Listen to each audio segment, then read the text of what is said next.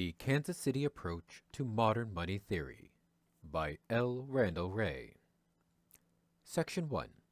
Chartalism-State Money Theory.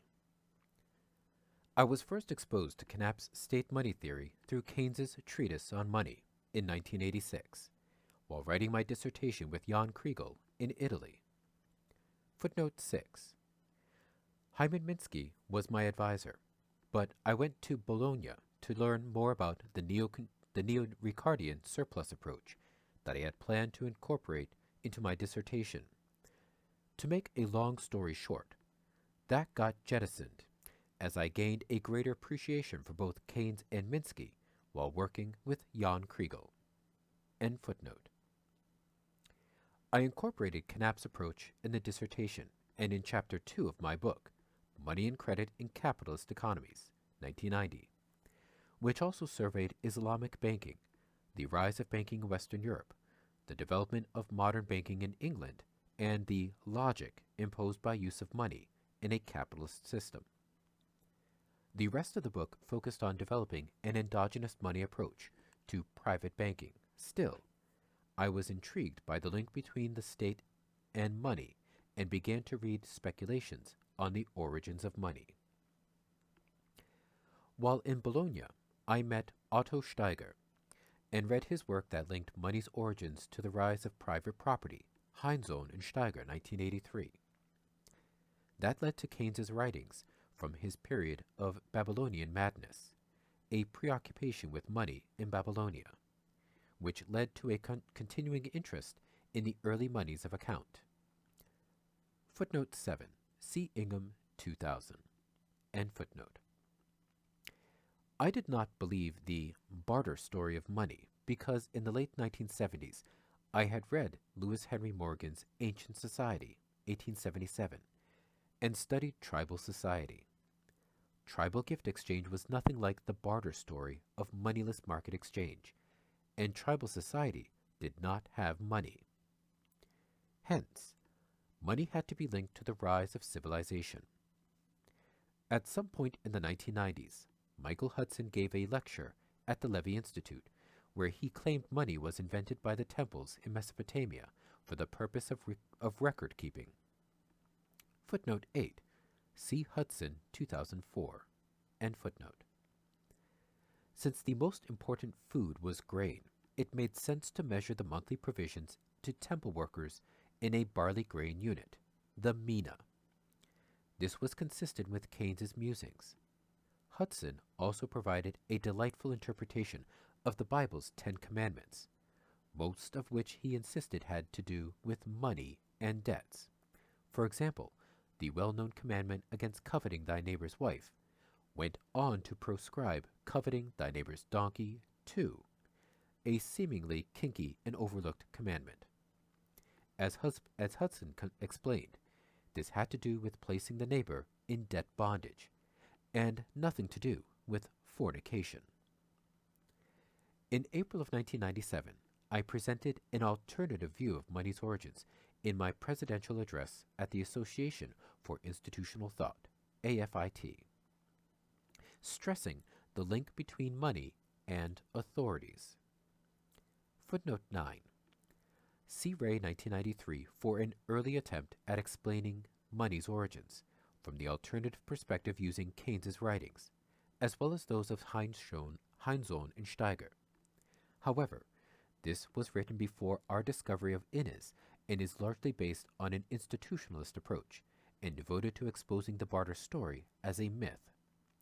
It focuses on a socially determined money of account in which debts are denominated and goes on to argue that central bank fiat money is like all privately created money, merely an IOU. A debt denominated in the money of account, that is, central bank money, and private money have always been fiat money. My presidential address was turned down by the institutionalist journal, the Journal of Economic Issues, but a short version was accepted by Paul Davidson, published as Ray 1999. See also Graeber 2011 for evidence against the barter story. End footnote. I revisited the Chartist approach as well as the origins of money in my second book, Understanding Modern Money, 1998a, written between the summer of 1996 and fall of 1997. By that time, we were working at the Levy Institute and had discovered a 1913 article by A. Mitchell Innes. As discussed below, somewhat later we found his 1914 article that more clearly addressed the credit nature of all money. See Innes, 1913, 1914, and Wray, 2004. For me, Innes clearly laid out not only the origins of money, but also the nature of money and the links between the state's money and private credit money. See below. We also discovered that Keynes, 1914, had reviewed the 1913 article by Innes in 1914 in the Economic Journal. It is probable that this is what led to his madness a half-decade later. It is also interesting that Keynes seemed to have played a role in getting Knapp's book translated from German to be published in English in 1924. During this period, Matt Forstater brought in substantial evidence to support Warren's thesis that taxes drive money through his study of colonial Africa, as well as colonial America, see below, and well-known examples such as cowrie shell commodity money.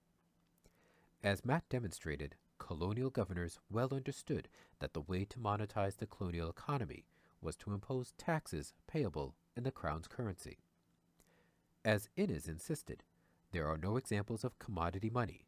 The value of even a gold coin is established by the need to pay taxes. Matt showed that this was also true of cowrie shell money and as well of famous stone wheel money of the Yap Islands.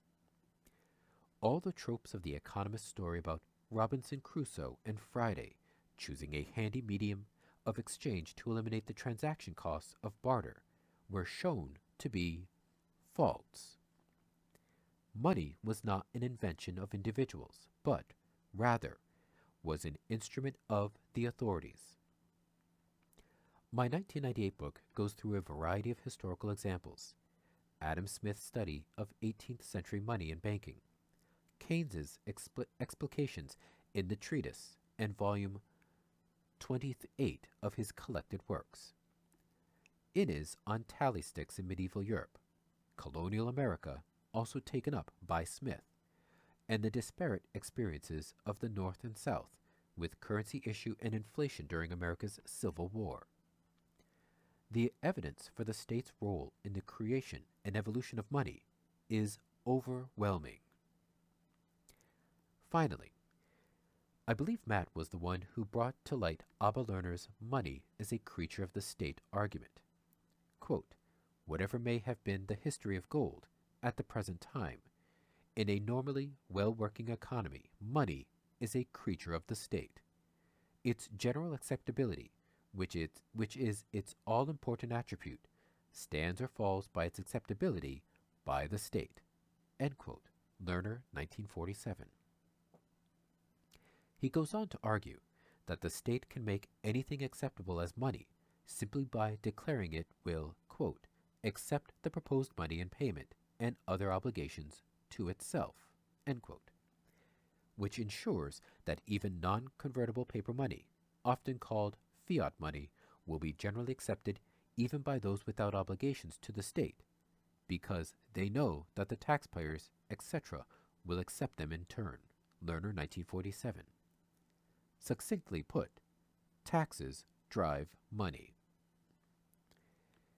In 1997, Charles Goodhart published his paper, One Government, One Money, arguing that the alternative Chartalist school sees the power to create money as intimately bound up with the stable existence of government in general and its ability to raise money through taxation in particular, and consequently has no difficulty explaining or predicting the almost universal empirical observation of one government, one money, end quote. As Wynne Godley had put it in 1992, quote, it needs to be emphasized at the start that the establishment of a single currency in the EC would indeed bring to an end the sovereignty of its component nations, and their power to take independent action on major issues. As Mr. Tim Congdon has argued very cogently, the power to issue its own money, to make drafts on its own central bank, is the main thing which defines national independence.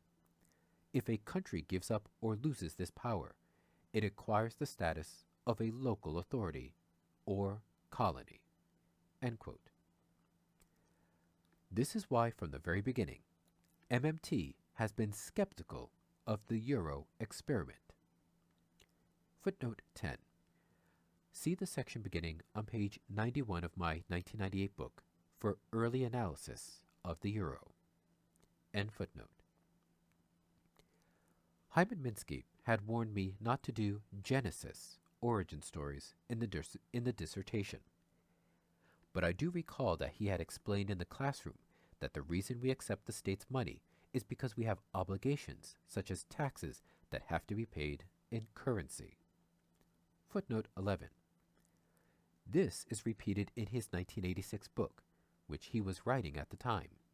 Quote, "In an economy where government debt is a major asset on the books of the deposit-issuing banks, the fact that taxes need to be paid gives value to the money of the economy.